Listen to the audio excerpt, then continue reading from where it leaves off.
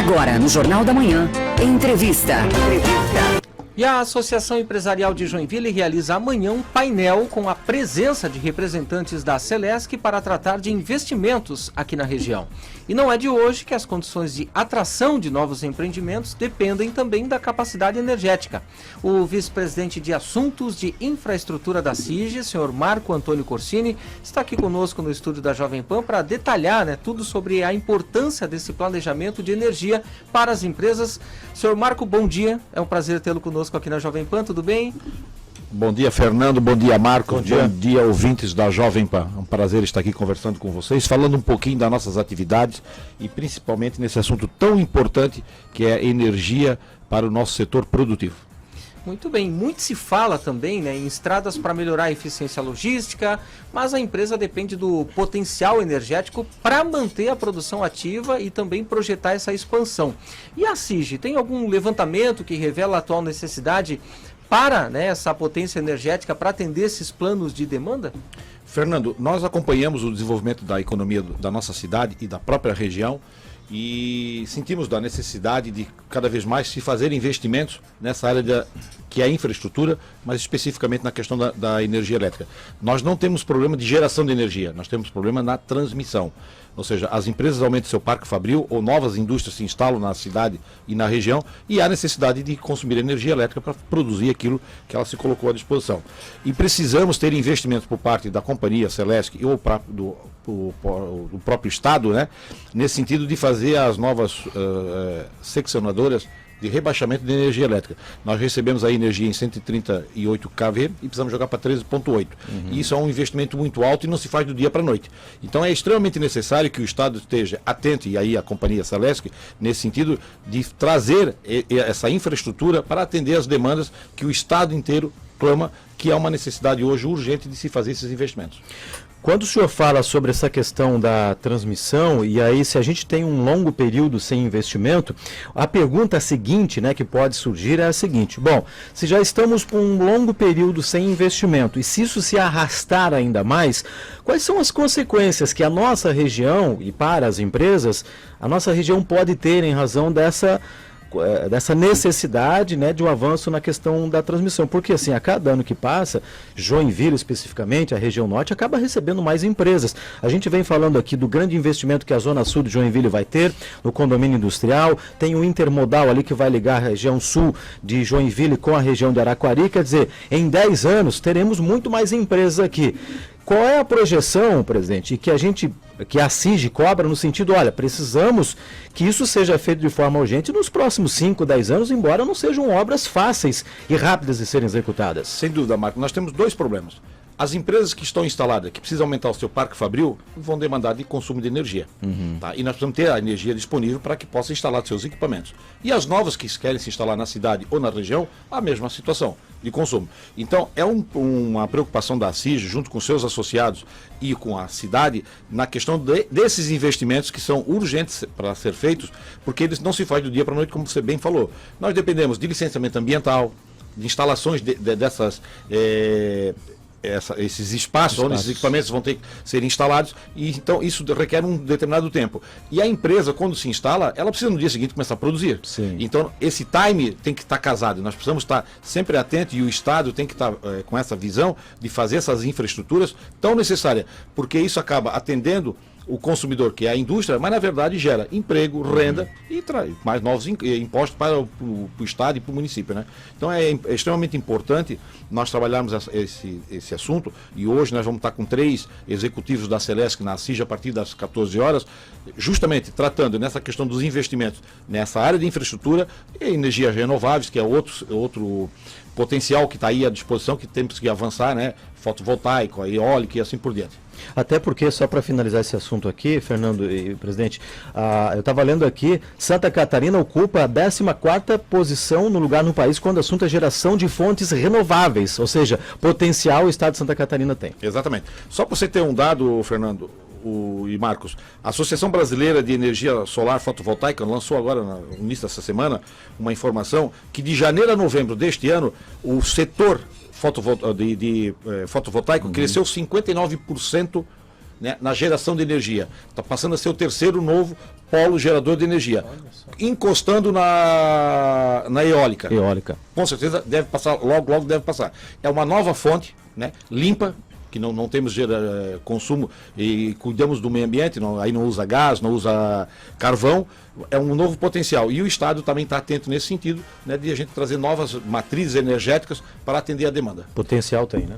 Doutor Marco, na semana passada, inclusive, a Fiesc, né, divulgou aí um estudo com o balanço das condições das estradas federais.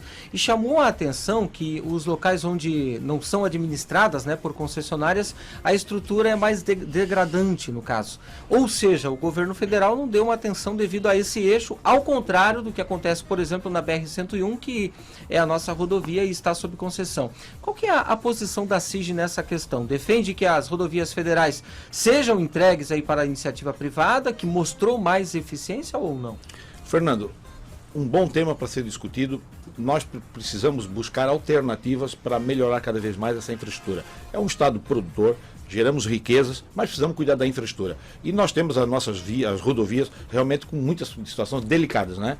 Tirando essa questão das chuvas agora, que nós estamos vivendo aí, vocês anunciaram todos os transtornos que estão ocorrendo no Estado, né, com ligação inclusive com o Paraná, mas nós precisamos também da manutenção do diária.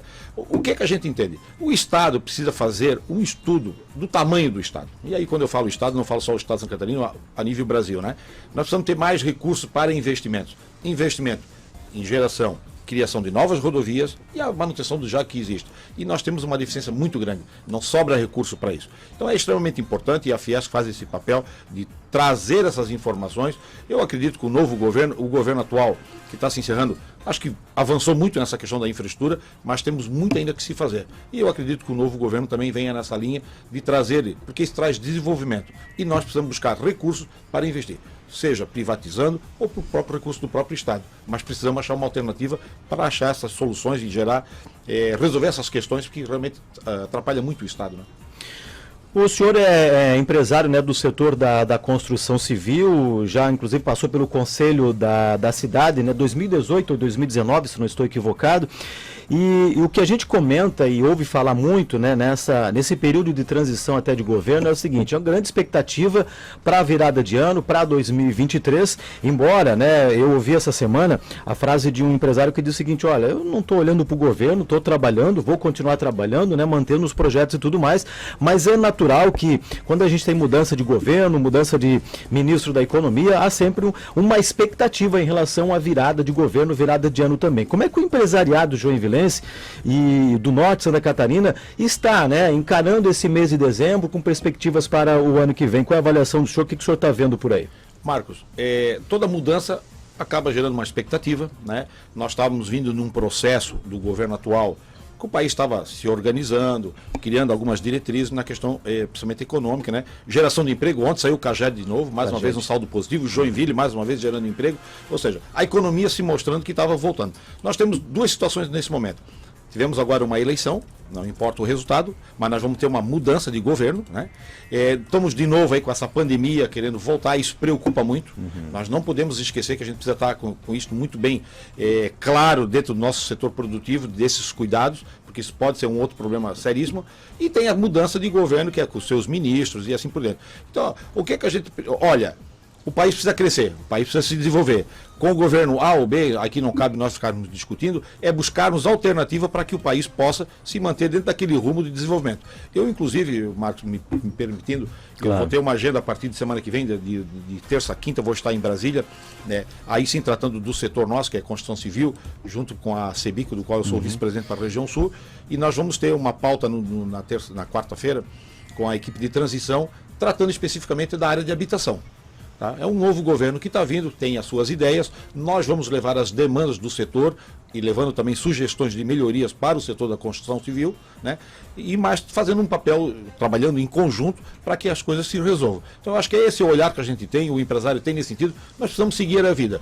O governo vai se instalar, precisa trazer alternativas de desenvolvimento para o país, mas precisamos estar junto também colaborando no sentido que a coisa ocorra, né, de forma mais adequada, porque o país precisa se desenvolver. Nós tínhamos um déficit na ordem de 6 a 8 mil, né, ao longo do ano, enfim, né, na questão de déficit habitacional, só aqui na cidade de Joinville, né?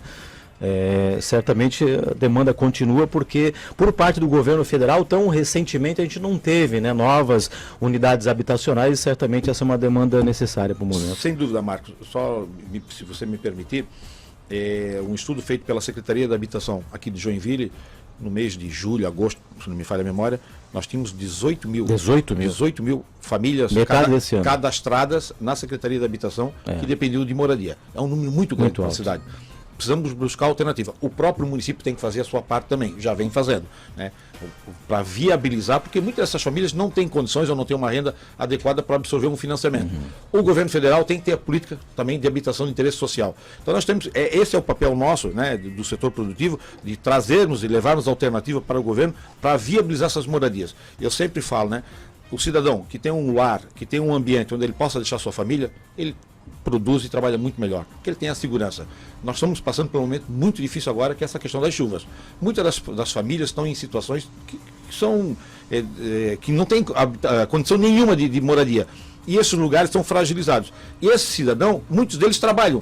Em vez de ele estar no setor produtivo hoje, trabalhando, focado no negócio dele, ele está preocupado com a família, que é um direito dele. Então nós precisamos cada vez mais criar políticas de desenvolvimento para o setor da habitação com qualidade. E esse é o papel nosso, né, do setor produtivo, nesse sentido de ajudar o governo a buscar alternativas para melhorar essa situação. Doutor Marco Antônio Corsini, vice-presidente de Assuntos de Infraestrutura da CIG, muito obrigado pela presença do senhor. Bom trabalho e até a próxima. Obrigado, Fernando. Obrigado, Marcos. Estou à disposição, né, sempre que for preciso, aqui para trazer algumas informações para vocês. Um bom dia a todos.